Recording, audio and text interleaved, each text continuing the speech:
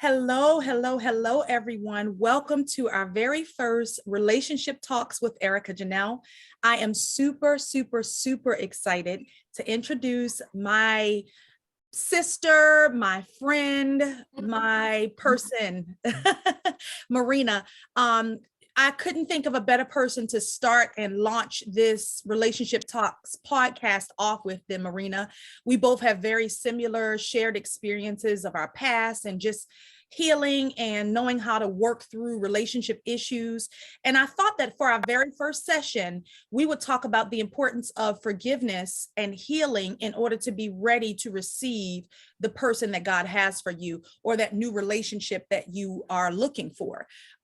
So without further ado, I want to introduce Marina to you guys. Hey, girl. Hi everyone. I'm so happy to be here. I love you, Erica, and everything that we're doing is always for the greater good of humanity. And like I said, I am very happy to be here. Thank you, girl. I am very happy to have you. So I don't know, I'm not going to take for granted that everybody knows my story. Everybody knows Marina's story. We have done several videos together. We try to get together on a weekly basis with our crazy schedules and kind of do some content for the community, for the world, for singles, for women, for people that have been mistreated, and just it's a part of our purpose and our passion. So to launch this one off, I'm just going to tell a little bit about my background, and then I want to kind of make it just a forum, because I want this to be back and forth. It's not just about my input and my insight. I want your insight as well. But one of the things that in my journey, having been twice divorced, I got married very early at 18 the first time, was married to him for 7 years, got divorced. The next year, I met my second husband, whom I really don't feel like I was ever really truly in love with, but I was so broken from all of the things that happened in my previous marriage, with the infidelity, the multiple women that he cheated on me with, the verbal, physical abuse, the financial abuse, all of the things that I went through at such a young and early age. And it caused me to feel really broken down and feel really inadequate, like I wasn't pretty enough, I wasn't thin enough, I wasn't good enough. And he would say those things to me to reinforce that negative thought pattern and that negative way of thinking. And I remember being so broken that my second husband wasn't even somebody that I would have physically ever been attracted to like that, but the person, the representative that he showed me was very kind and very loving, and it was everything that I wasn't getting in my previous marriage. So when I got divorced, him and I became friends, and I knew he was interested in me, but I never saw him like that. And I guess over a period of time, he started to wear me down, and we ended up getting married. And then it was the same thing. It was more physical abuse, more verbal abuse, more manipulation with money and finances, more of the issues of him cheating and entertaining other women. And it was just something that really broke me down over the course of time. And it took me many, many, many years to heal. I was married to my second husband for 10 years, and I stayed in it because one thing about me is, even if it wasn't ideal, it wasn't the perfect situation, I'm committed. Once I commit to you, I'm committed to you. And I know that marriage is hard, and I know that it's challenging. I didn't have an example of a marriage. My mom was never married. So I've never been around anybody that had a successful marriage. So I didn't even know. I just thought you're just supposed to stick with it no matter what. And that's because that's what the church always taught me. And I remember being so broken during those times, especially with my first husband, because I was so deeply in love with him. We were high school sweethearts. We loved each other. We got married right after high school. He went into the military the day after we graduated. I went into college and started taking college classes the day after we graduated. And he was the love of my life at that time. And I, was so devastated when, after the 2 years of our marriage, we had a great marriage. We loved each other. We were supportive of each other. We were all of those great things. And then by year 3, I started to see him change. He became very mean and very angry. He would drink a lot, and he, just became like really secretive. And I remember one day going through the laundry, and I found a list of names. It had to be about 10 names on this list. And wow. Stupid cheater. I mean, granted, we were very young, but he had a list of names and he couldn't even remember the women's names. So he had descriptions by them. So let's say, for instance, it was Amy with the big butt and Judy from the grocery store and this person from the gas station. And I remember confronting him about it. And I was very, very, very heavily in church at that time. And I was devastated. So of course I went to the elders of the church, and I went to a very large church, a 30,000 plus member church. I was very active there. I led the praise team. Music is a big thing, a big part of my life. So I sang, you know, I was very well known and I worked there. And I remember going to the elders and I would be like, you know, I'm trying to figure out how to make my marriage work. He's cheating on me. He's lying. He's becoming abusive. I don't know what to do. And they would tell me, hey, we're not going to be able to give you any counseling until you both can come. And of course, he refused to come at that time because he was in denial about his issues and he didn't want to help himself. He didn't want to help our marriage. And so during that time, I was in a situation where I didn't know how to even survive in it. I was away from family. He's military. So I was moved away from everybody that I know, all of my friends, all of my family, all of my support system. And I was in a place with people that I didn't even know like that, other than my church family, and they weren't willing to help me. And I'll fast forward probably about a year of me just trying to figure out how to do therapy, how to get through that process. I ran into one of the ministers at our church that had a ministry outside of our church called the Praying Wives Ministry. And that ministry really helped me. One, because it was women that were just like me, that were still believing God for their marriages to work.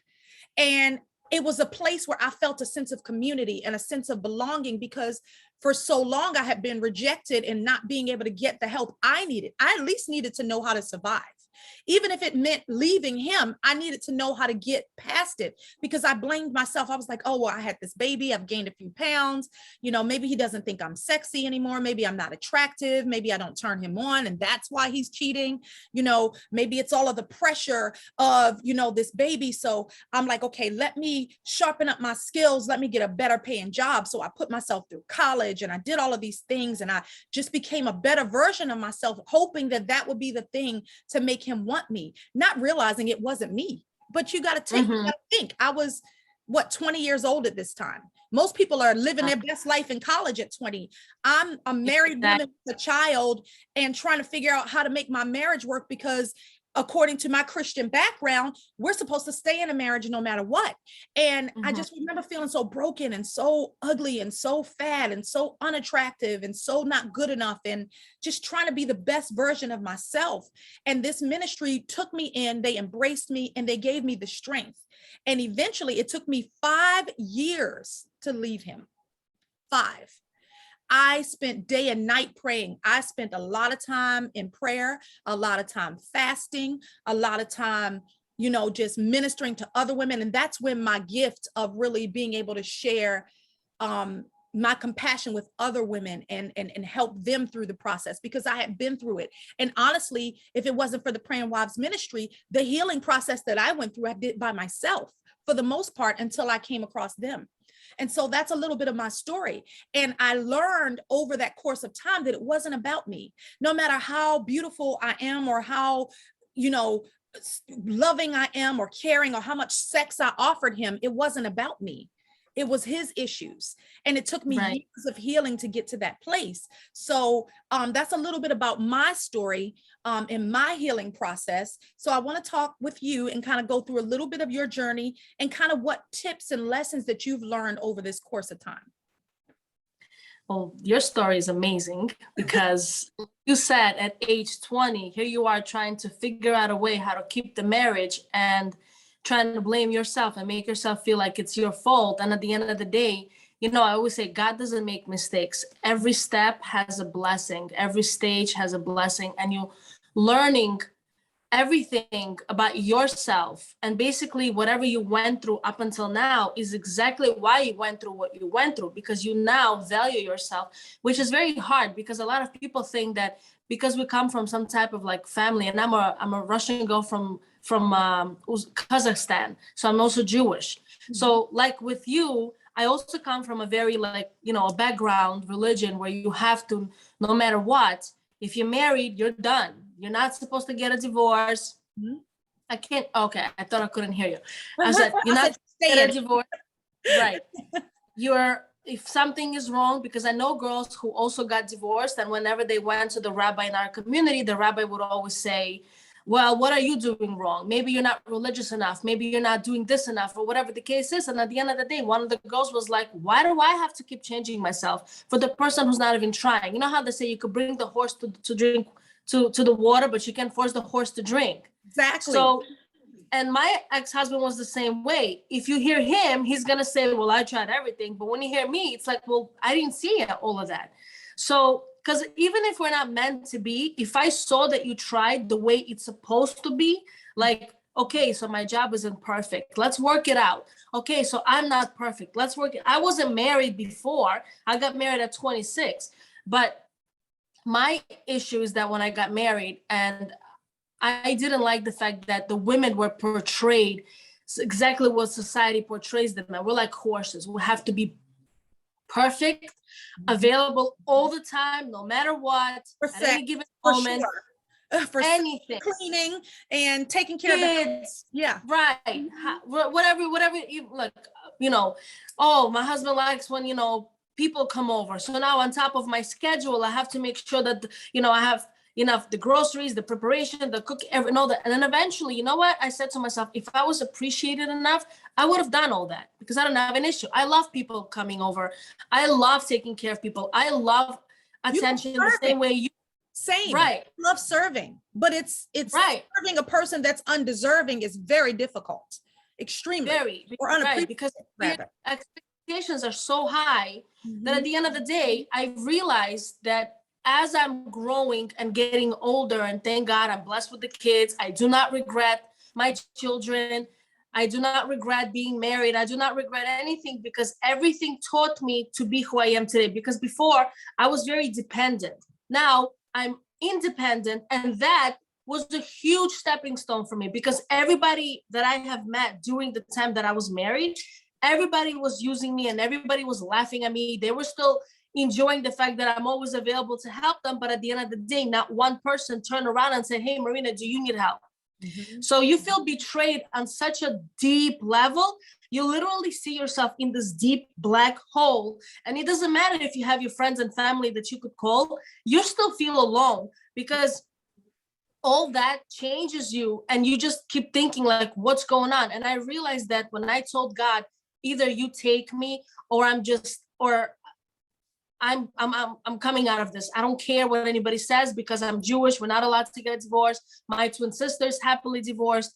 She was going through a similar situation. So everybody's like, what, we're going to have 2 divorces in the family? Or like people were laughing. Oh, look, because from my husband's side, everybody would say, oh, the both twins are divorced. They're both bad, very uneducated, very like closed-minded. I said, I want to be happy, but I cannot be happy if my twin sister is not happy.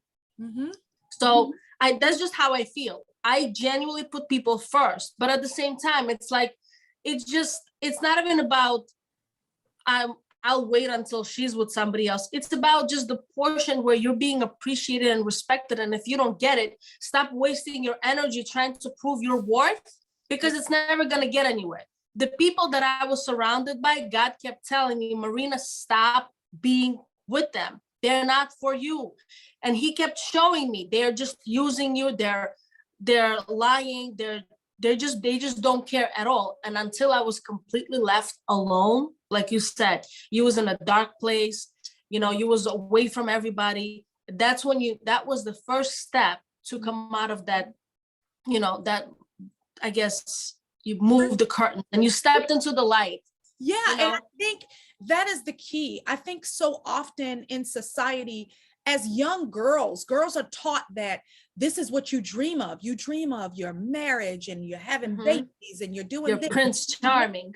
And you're cooking him meals and it's nothing wrong with that. I am a woman that believes in tapping into your feminine energy like no other. It's natural for me. I'm naturally a caregiver. I'm naturally nurturing, I'm naturally wanting to cook for you and take care of you and love on you and support you.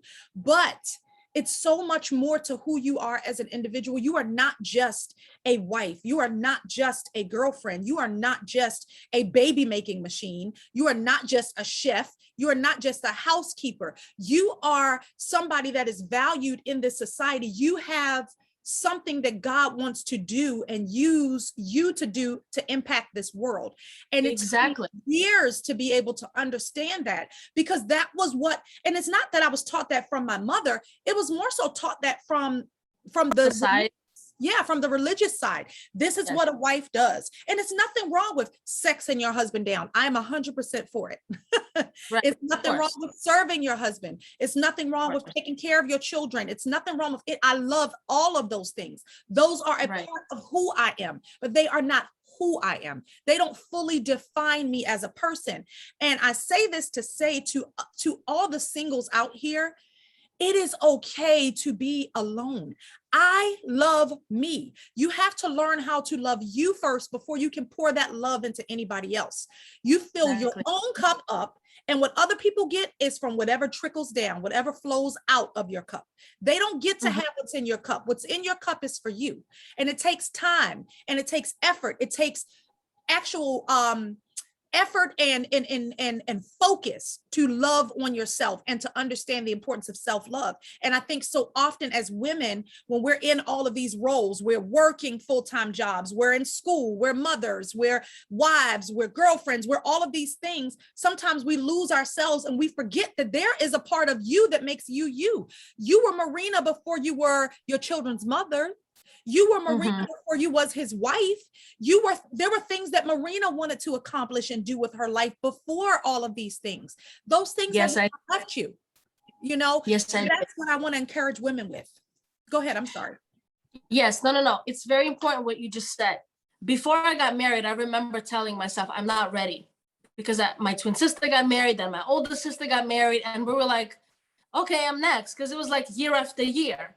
So when I met my ex-husband, I was like, okay, fine. He comes from a good family. We could get along on certain things, but it was more like we had to, not because we wanted to. And it was so new to me. But at the same time, I felt like I have to get married because I had to was responsible for the sake of community and our culture and religion to just do what is necessary. Because a lot of the Muslim girls that I was friends with, everybody after high school, majority of them were like forced to get married, and they just got married because that's literally what's done in the culture. Yeah. Right. And what happened at the end of the day is that I thought that my husband and I would be friends and keep growing, because we understood a lot, because obviously you learn from how your parents are. But during marriage, it was never communication. It was never respect. It was never support. I was just always alone. Like, I was depressed because I'm from Brooklyn. I moved to Queens, and I didn't want to go back to my mother's house. So I was like, I'm not doing that, but let me figure it out. I liked feeling independent. I liked the fact that I moved out. I just didn't like the fact that I was completely alone. Like, I would tell him, can you just spend time with me and let's go somewhere? No, never. It was just always, I gotta work. Because in his mind, when people get married, a married couple should already have a house. Then you have, the children, the house. You should have, you should post pictures. You go to this vacation, you go to that vacation. That's like the stereotype. Yeah. Within the first 5 years. Yeah. Right. But within the first 5 years of our marriage, we wanted nothing to do with one another. We were together for like a little over 8 years. And I was just like, we were like roommates. And I was disrespected as a person. I was very insecure, and I'm not an insecure person. I'm in no competition with no woman. We're not insecure. I'm a Scorpio full blown. I will never, if I see a beautiful woman, you are beautiful, and I will tell you her face. I love your hair. I love your body. I love your boob. I don't care if your ass is, I don't care. You are gorgeous and I was like, at the end of the day, stay safe, love yourself, go do what you got to do. I don't care. I'm in no competition, because in my mind, like my dad always says, the first business that you have to invest in is your family. You have to invest in your marriage. If you're not doing that, you're never going to grow. So when I'm coming home and my husband expects things, because in his mind, there's this picture perfect marriage, but you're not respecting me, there will never be a blessed home. Right. After 5 years into marriage, I blocked out. I didn't care. And because I had children, I wasn't able to use my college degree education to use that and go work in a city and have a normal job. So I just went into sales. That changed me a lot because I realized I love sales. Hence why I even have a YouTube channel myself, because I love helping people. I love talking to people. I realized that I've been used so much for helping people. I said, it's not going to break me.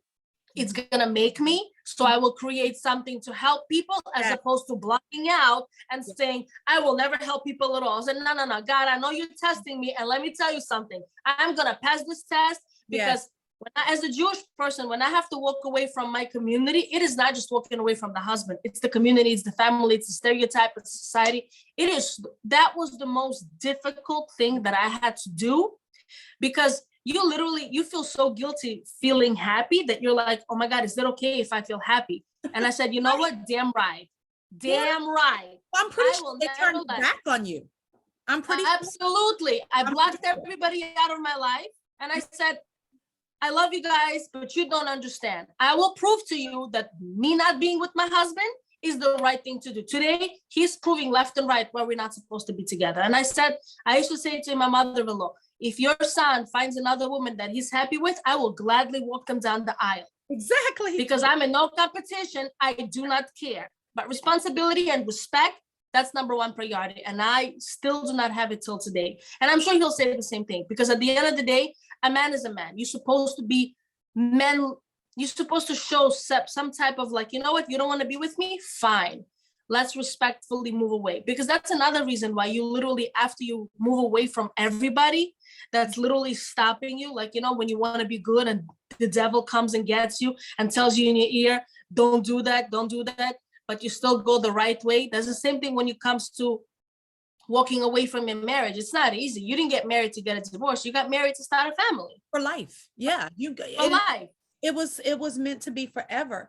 But I do, and I think that's such an important thing, is blocking out all those outside interferences and focusing on what it is that you want and what you desire. Be true to you, because at the end of the day, nobody has to come home to that man but you and those children. Exactly. Nobody has to live in that house and be subjected to whatever things you were subjected to but you and those children. So at the end of the day, the decisions that you have to make are for you, and don't feel guilty making those decisions for you, not even at the sake of the children. Because I have stayed with my my second husband. I literally stayed with him the entire marriage, thinking that it was best for the children. And with him, the physical abuse was so bad, it snapped from me when my son was about maybe 2 or maybe a little bit older than 2, maybe 3 or 4 years old.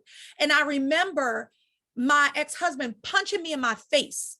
And I kept, he was arguing, and I was like, just calm down, stop cursing. Our son isn't here. Let me get him downstairs and then we can continue this conversation. And I remember him calling me bees and out of my name and just being really disrespectful. And I'm taking my son, I'm calling my oldest daughter, and I'm like, can you take Israel downstairs, because, you know, we're not having a good conversation right now, and I don't want him to be exposed. And I'll never forget, as I'm getting up to walk away, he punches me in my face.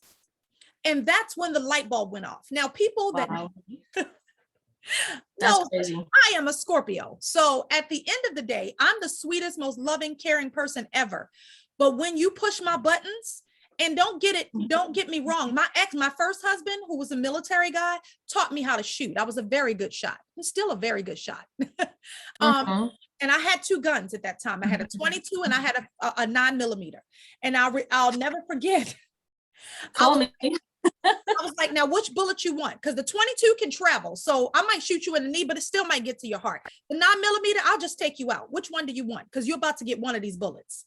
And it was at that point that I realized I have to get away from this toxicity, because it's going to cause me to not only damage my life, but my children's lives, and take somebody else's life, which is something that I would not be able to live with.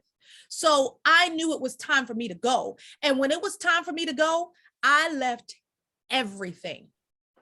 I started from scratch. Now, granted, in my marriage with my second husband, we went through so much stuff because he had such a bad temper. I remember him losing his job when I was very pregnant with my son.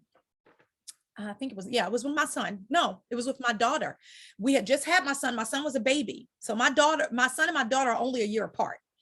And I was pregnant with my daughter. I was on bed rest because I was always gestational diabetic with my pregnancies. And so I had to do insulin 4 times a day. So pregnancies were tough for me. I had very rough pregnancies. And I remember he lost his temper one time and got fired from his job. And I was supposed to not work because I was supposed to be on bed rest, but I ended up getting a job at an insurance agency.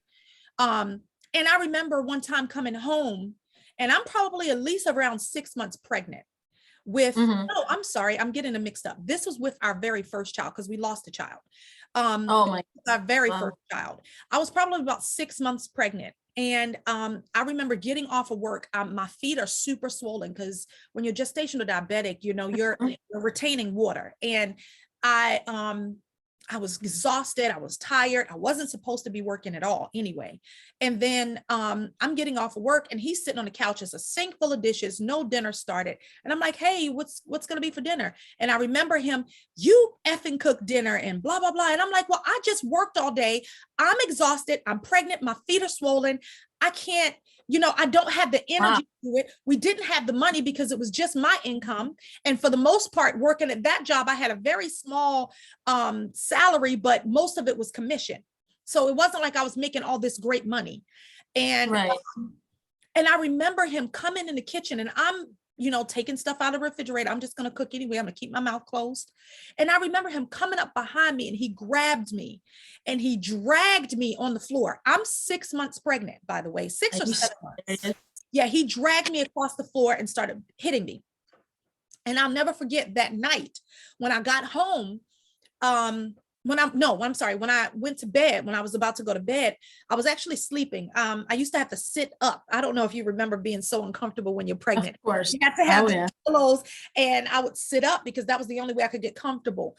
And I remember waking up choking on blood because I had like a terrible nosebleed and it probably came from the dragging. Are you serious? Me that day. And shortly thereafter, I had a stillbirth when I was 9 months. Oh, wow. So yeah, it was devastating. And I'll never forget that. And I remember just thinking to myself, you know, wow, why am I staying in this? God can't possibly hate me this much. You know, I'm like, God can't possibly hate me this much to make me stay with a man like this. So I remember at that time, and this is before the whole gun situation, and it makes me emotional. Yeah, that's horrible.